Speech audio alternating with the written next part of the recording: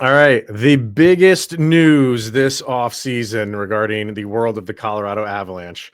And we're going to talk about that leading off the show. New episode of Locked On Avalanche coming at you.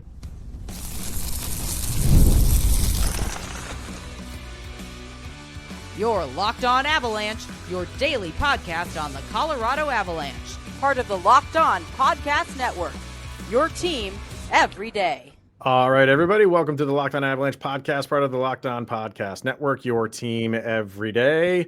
I'm your host, Chris Maselli. With me, as always, Mr. Shaggy Von Doom, Kyle Sullivan. Thank you for tuning in, making it your first listen of the day. If you want to get in on the conversation, then join our subtext. Link is in the show notes below. Chat with Kyle and I one-on-one.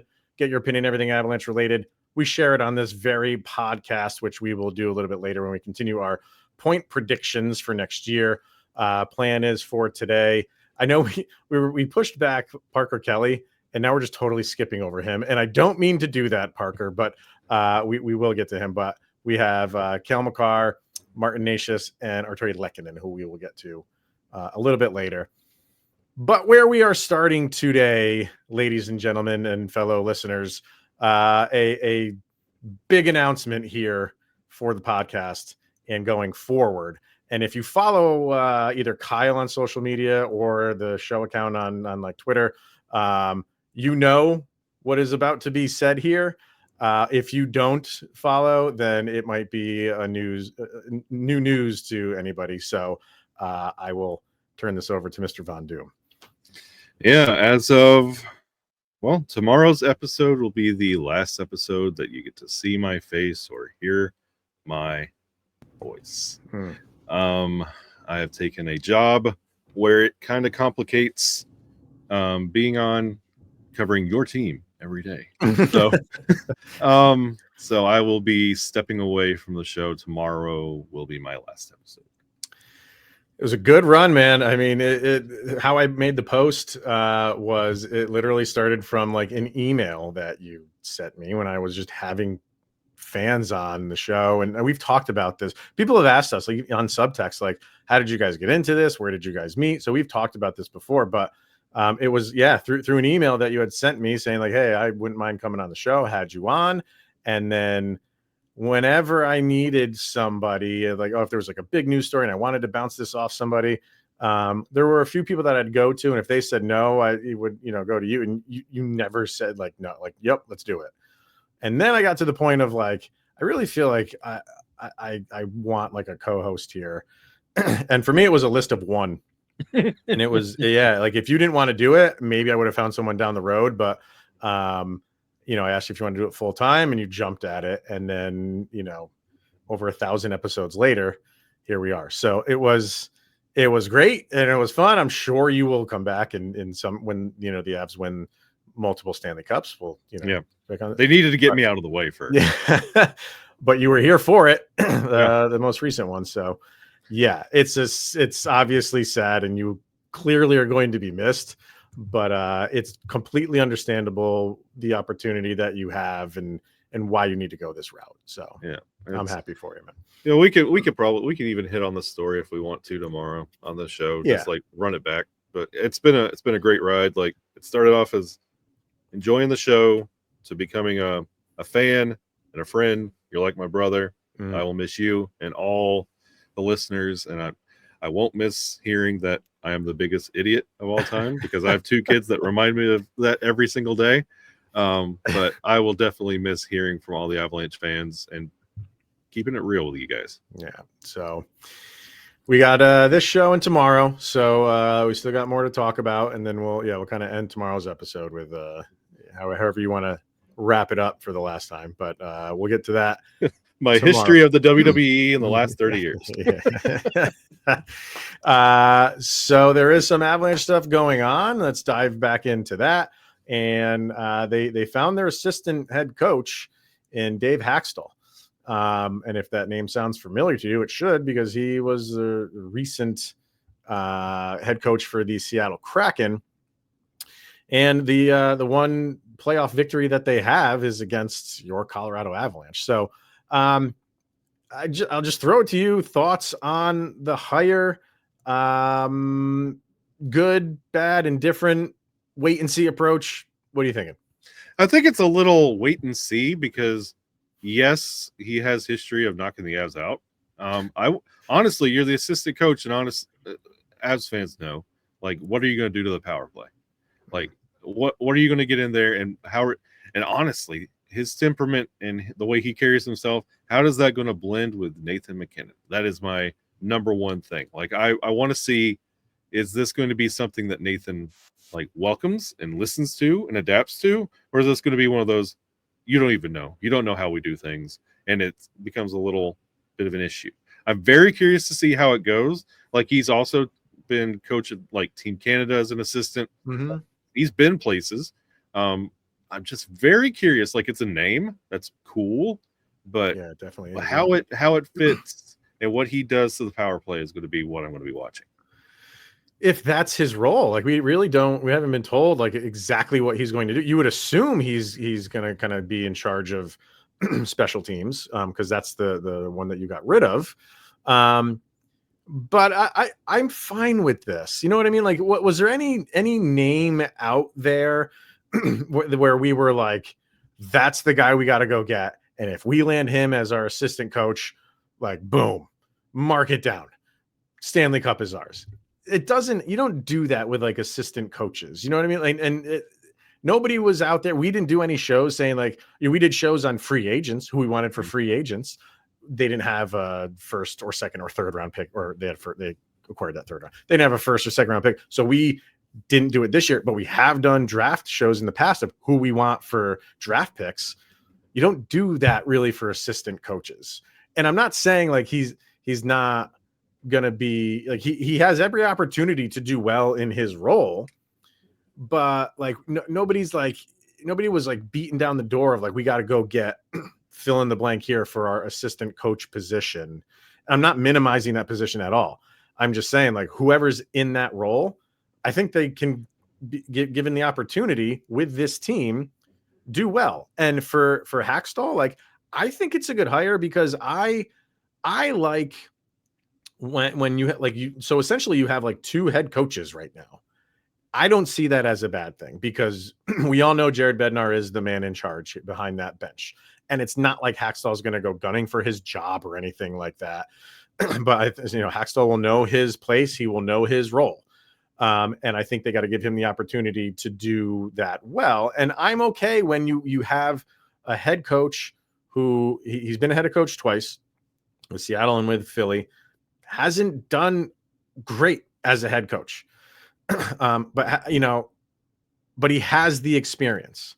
Mm-hmm. So I like that when you give a previous head coach a role that's a lesser role that he can step back now. He doesn't have all the weight on his shoulders of being the head coach, but he comes with head coach knowledge. And I like that. It's another, if Jared Bednar needs to bounce something off of his assistant coaches, he knows that Hakstol's been there before. He'll probably take his word. I'm not saying a little bit more, but hey, he knows what he's talking about too. All coaches do. But I think it's a different angle when you have someone that has been a head coach kind of, as your right-hand man. And you kind of, again, like he doesn't have all of the weight of being the guy.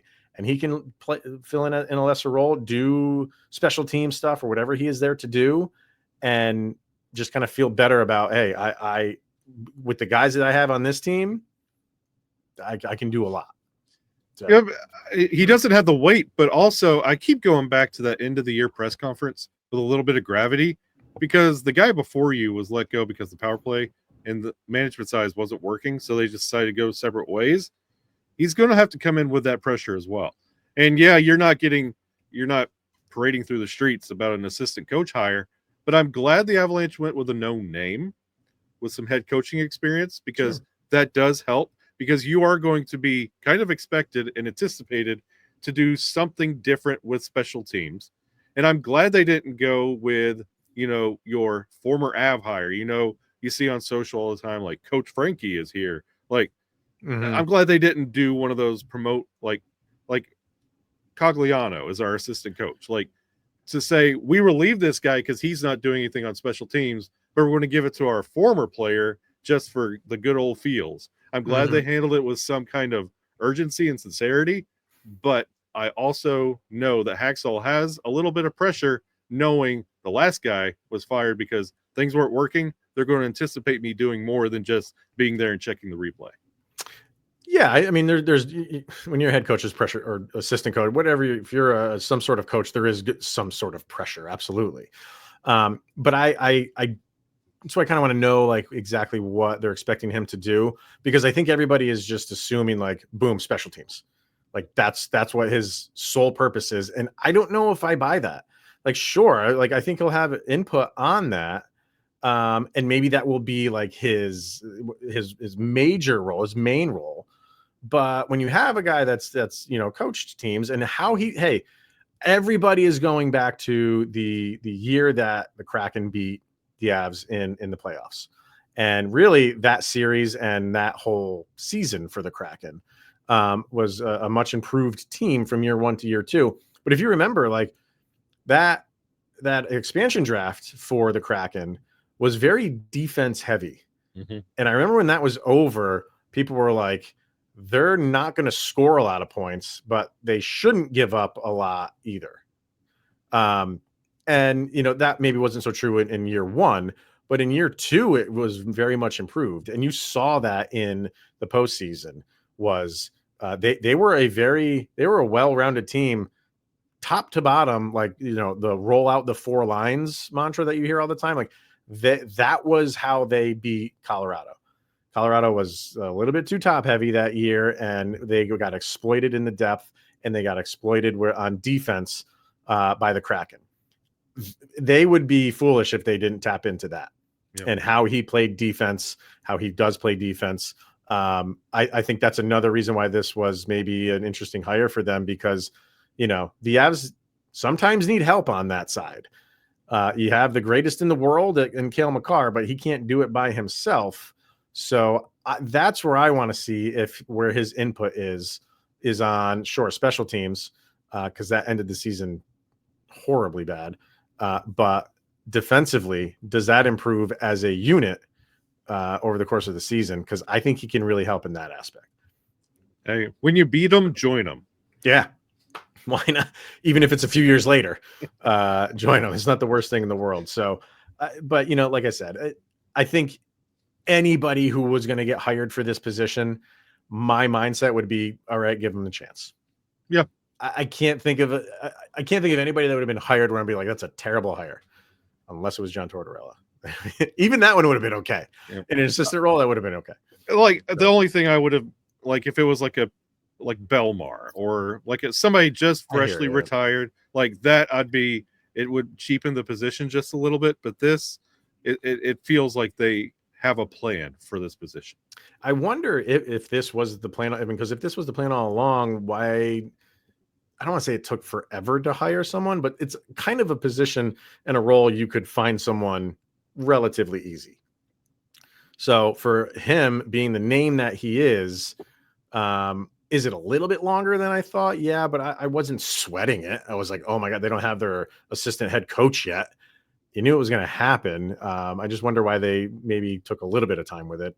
We may never know. It's the off season. Right. So time doesn't exist. All right. So a couple guys that he's going to be coaching.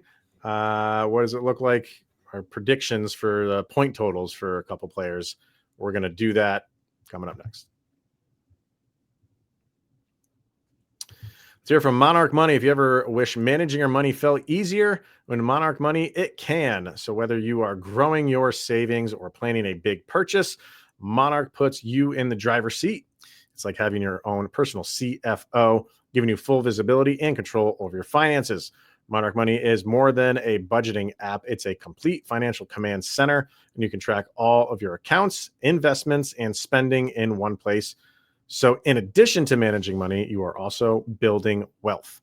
Take control of your finances with Monarch Money. Use the code LOCKEDONNHL at monarchmoney.com for 50% off of your first year. That is monarchmoney.com. The code again is LOCKEDONNHL, and you get 50% off of your first year. Go check them out today. All right, let's get back into some point predictions for next season. Even though it's early, it's the off season. We can do what we want. We can do what we want. So what we got? We got Cale Makar, Arturi Lehkonen, Martin Necas. I'll leave it up to you. Where do you want to start here? Let's start with Martin Necas. I think this feeling you were going to say that. So we have. It's time for us to have this talk. Okay. Last year between the Hurricanes and the Avs, 79 games played, 83 points, if I'm totaling that correctly, which I believe I am. What do you, I mean, there's a lot being said about Martin Necas around Avalanche circles. To me, I think all of it right now is unwarranted. I'm not saying like as the season goes on, and if there is no extension, we might have another Mikko Rantanen situation in our hands right at that point in time. But this whole, moving him and he's unhappy here, I just think that, the internet took that and ran with it, and I'm not buying it.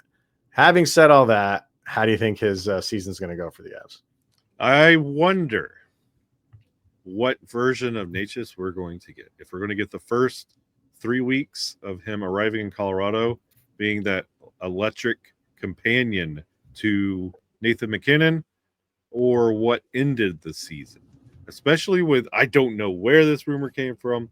I don't know where this narrative came from, but if there is any dose or tiny little sliver of sincerity to it, does he come out with a chip on his shoulder, or does he let that burden him through the season? So I'm very curious on what his production looks like and what the rapport and the vibes are like. You know me, I'm a very big body language guy. If the team's not jiving with it, we might have some problems. So when it comes to like points and like what we're predicting out of him, I'm going to say 75. Okay. And that would be, on the high end for him. Last year was his career high. He's only ever touched 70 one other time. That was in 22-23, 82 games played, 71 points. I'm trying to, so in 19, go ahead. While you're looking at that, I'm leaning that number into, you do play for the Colorado Avalanche where you could fall into points, just show up and they're there. So that 75 does lean into that. But if he has that spark like he did when he showed up, that number is going to be a lot higher, and I will look like a fool, and I'll be glad for it. I mean, and maybe this is just going into it thinking like you should get the best out of him playing with who we think he's going to play with. I mean, if he is playing on the line with Nathan MacKinnon and Arturi Lehkonen, or really just Nathan MacKinnon, and say Arturi Lehkonen falls and he plays a second line or whatever, if he is with MacKinnon a lot, you're like, I hesitate to say this because I know people are going to jump on it, but like, look what Mikko Rantanen did. Like, Mikko Rantanen is a superstar player. I get that, but you benefit from playing with Nathan MacKinnon. So I think so much of it revolves around that. And then if he, for whatever reason, doesn't, you still think he's going to be on that power play one. So he should get some points on that. 83 last year. I feel like that's got to be the low end for him. It has to be. It has to be. And if it's not, we got to me, if he can't touch that, if he can't get at least 83 points, I think we need to talk about like, should he be here? Like, should we extend him? Because you should be you should be able to just put up points left and right when you're playing in this system. This system suits him. He is a speed player and he has an offensive touch. And when you're playing with another guy who's feared like Nathan MacKinnon is, like you have to go out there and put up a boatload of points. So just because of that, I feel like he should at least touch 83. Yeah, and that's what scares me, is because he is on You're that frozen. Oh, there you go. Oh, there you go. That's what scares me. He was on that big, scary UFA list. Go ahead. Yeah, you're talking. But he is on that big scary UFA list with Connor McDavid, and if he's not producing at Mikko Rantanen levels, yeah, it's a serious. All right, we had technical difficulties there, so I don't know what came through, but you were making a Martin Necas point. Yeah, right? I was saying you're not going to glitch me out of here. But no, he is part of that big, beefy UFA class with Connor McDavid. So if he's even hitting your projected like low point and my low point, like we shouldn't even be having this conversation. It's okay, thanks. We're going to go look elsewhere, and then you start looking at that list because you should be hitting close to the century mark just by being on this team. All right. I think I got your point. The internet just does not want you to leave, I guess. So they're just going to make us take forever to record. That makes one of us. All right. So, but the thing I did pick up that you were saying was like that it really wasn't putting it together. Like, yeah, like we are in a contract year. It always makes guys elevate their game. We shall see. But if not, we got to talk. We do. Absolutely. All right, that's Martin Necas. Let's stay on the offensive side. We'll go with Arturi Lehkonen for the next one. Actually, you know what? Let me bring up, because there were some people on subtext who threw out some numbers for Martin Necas. So let me do that. Hoffakorn said 88. Nice. I like it. Says I think he needs to work on his game now that he has a team that believes in him. Shorzy, 88. Purely because I want it to be Back to the Future stats with him. And Vargar gave us 61. Said 61 points before he gets traded. You know what? To be honest with you, even if you hit 88, it's cute and all, but that's going to be cute somewhere else because I'm not going to live with that. Oh, dude, I'll live with 88. 88? I would. Yeah. I'll be okay with 88. I'd love more than that, but 88. I don't think you're give 90. If you give more than 90, I'm fine. Yeah. All right. Let's get to Arturi Lehkonen. What did he have last year? 69 games played, 45 points. He was a plus 36. You know him, you love him. What are you thinking for Lecky for this year? And this is where I'm dumb. This is where everybody should stop being like, oh, he's leaving. No, chase me out. I feel like he's going to get 50. I think he's at least got it. Like he points wise, he's just never been able to put it together. He does so much on this team. Like he scores timely goals. He's a fantastic forechecker. He plays great defense. Like he means so much to this team. But for whatever, like but that never really has been his game. Even when the Avalanche brought him over here, it wasn't to, hey, you got to score a ton of points. But again, I can't say the thing about Necas of playing with Nathan McKinnon and being able to benefit from that, and I can't say, I have to say the same thing about Lehkonen. How come it hasn't like translated into a little bit more? I'm not saying he's got to get in the 90s like Necas does, but I would like to see a little bit uptick this year from him. Well, two things on Lecky. One, he's got to stay healthy. Hard to get momentum if you're not healthy. Two, Lecky's role's changed. Mikko's gone. You've got to do a little bit more. You got to compensate. That's why I'm expecting it to be a little bit more, because he has to. Everything he's done to this point has been complimentary when he's on the ice. Now he's got to be one of those stalwart members of that forward core, and he's got to step it up a little bit. That's why I'm thinking like 50-55, just because that production from Mikko has to go somewhere. And I feel like he's going to just pick up on some of that because he is familiar with Nate. Yeah. He's hit 50 once, his first full year with the Avalanche, and he did it in 64 games. So, then he played 45 games in 23-24 and had 34 points. And then the 69 games last year for 45. So, nice. I'm with you. He's got to get at least somewhere in the 50s. And I think he's capable of doing that. Yep. Absolutely. All right, let's get a pause for one last break. We'll do Cale Makar, and then we'll talk about some ESPY Awards. And I grumbled when I said that. So we'll do that next. All right, one more to go for predictions for next year. That is Cale Makar. I'm not going to gloat over him like we normally do because we do it all the time. But just to recap, 80 games played last year, 92 points. He was a plus 28. Those 30 goals, which he had for the defenseman, which is awesome. And then 62 assists. I think the talking point now for Cale Makar is, can he hit 100? And I think that is going to be the talking point until he does it. Could it be this year? What does he get? This one, it's going to be a storyline. It's going to be like those years where you're counting down the days to like game 82. Do the Avs have it? You're looking at magic numbers where you're tracking it towards the end of the season. I have a feeling we're going to have that same kind of year with Cale, because Mikko's not here. Production's got to go somewhere. He's on that line with Nathan MacKinnon. I wonder if sometime. Defense is a little bit different, but yeah. But they do play a lot, the two of those guys. Yeah, but the power has to change somewhere, and there has to be a shift, and some guys have to step up. And I feel like he might be more. And honestly, the more the accolades come on, and we'll talk about some more in a minute, the more he keeps racking up hardware-wise, I think more is going to be asked of him, and I think he might take more of an authority role because he's being asked of more. He's got a more public face. And a lot of his sound bites are being taken as gospel when it comes to the morale and mentality of this team. So I feel like he's going to step up a little bit, and I go 95 for Cale Makar.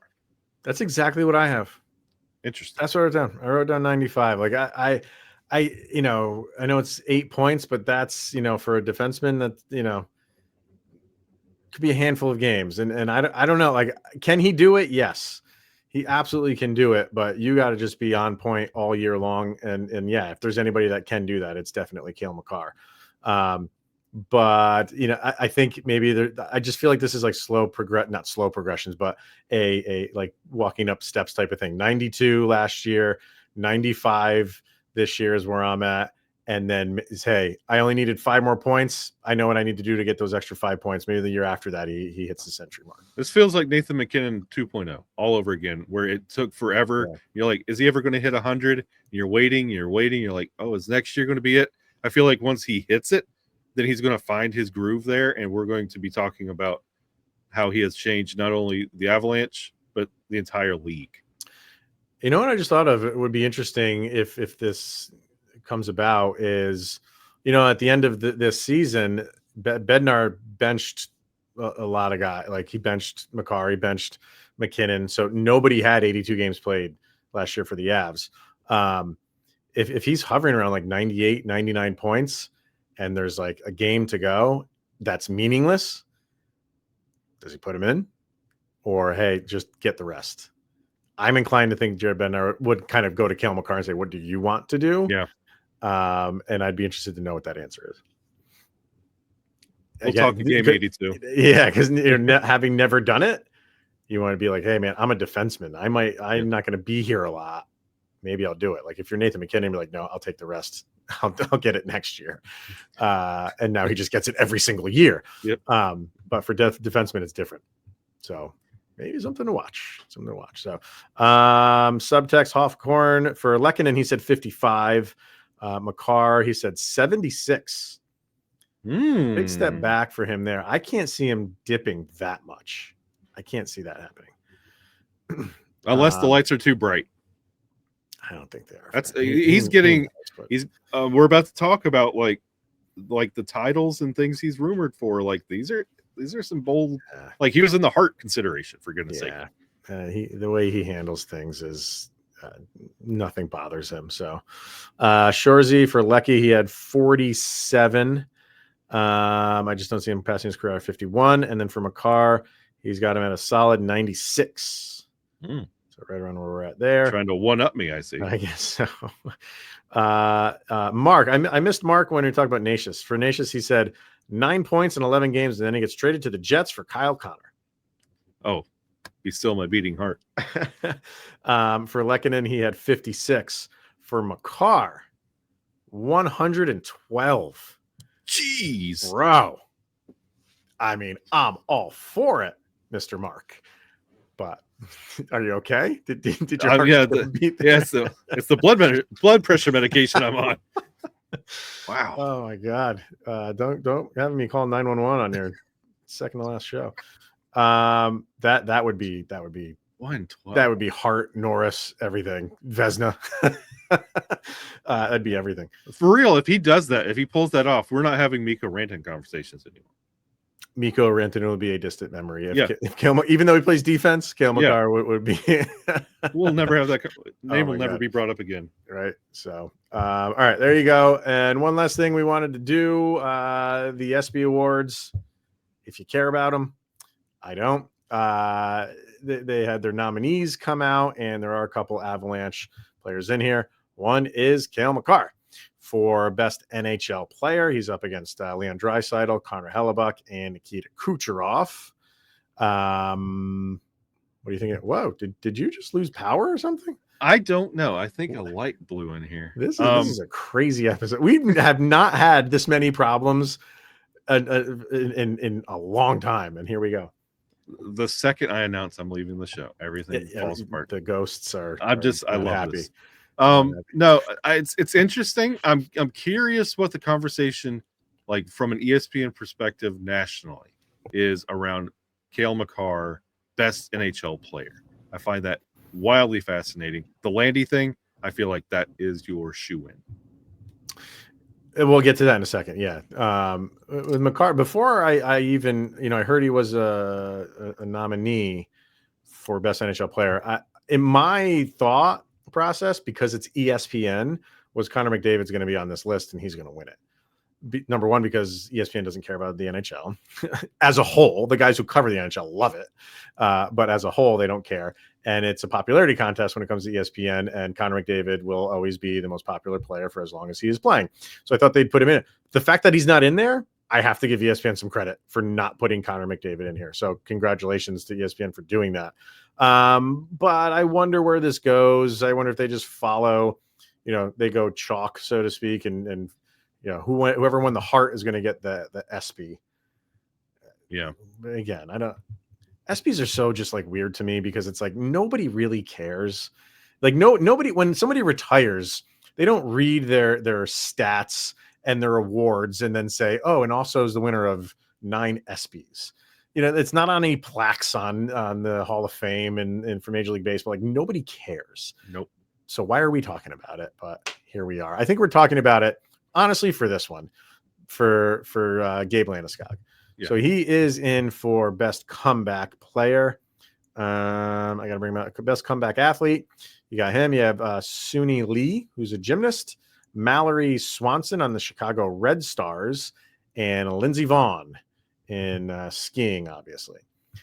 And this is where I feel like the popularity contest will come into play. Nathan McKinnon, Gabe Landeskog really should win this thing. And that's not taking away from the other three. I know Lindsey Vaughn's story. I do not know Suni Lee's story or Mallory Swanson. I apologize for that, but they probably are as deserving. If you're nominated for a comeback athlete, you've gone through, what. Obviously we follow the Landeskog thing, so maybe we're partial to him, but I feel like the name of Lindsey Vaughn makes her win this thing. So, and it whatever. If she wins it, good for her. Yeah, I think it's just good that the Gabe Landeskog story will be told on a national platform, on an ESPN broadcast, in the ESPYs, because even nominating, you're going to have to show a clip from like his documentary. I think that's going to be good. If he wins, I think it would be a shoe-in, but it is ESPN, and they have proven me wrong daily. We'll see. I don't even know when these are, the ESPY Awards. The 16th. So next week. Yeah, a week from Wednesday. So I don't know. I'm not going to watch them, but I will look it up afterwards to see if they win and then talk about it if they did. I'll read about it in the paper. All right, so that will wrap it up. Kyle's turn the lights off, carry me home for over at the Sullivan household. Yeah, it's the Bat Cave. I don't know. I think they thought that your time was up, so they're just shutting the lights off right now for you. So, oh my, lock on, leave me alone. Locked on, turn the lights on. Come on. All right, that is going to wrap it up for today. We'll be back tomorrow. Kyle's swan song and anything else that's going on in the world of the Avalanche. We'll talk about that tomorrow, so be sure to tune in to that. But for this one, thank you for tuning in and making it your first listen of the day. Always appreciated. He's Mr. Shaggy Von Doom, Kyle Sullivan. I am Chris Maselli. It's the Locked On Avalanche podcast. We'll see you guys tomorrow, where, yes, you have made it through another 24 hours where Sidney Crosby's that much closer to being with the Colorado Avalanche. Or an assistant coach. It could be in that role. I didn't even think about that.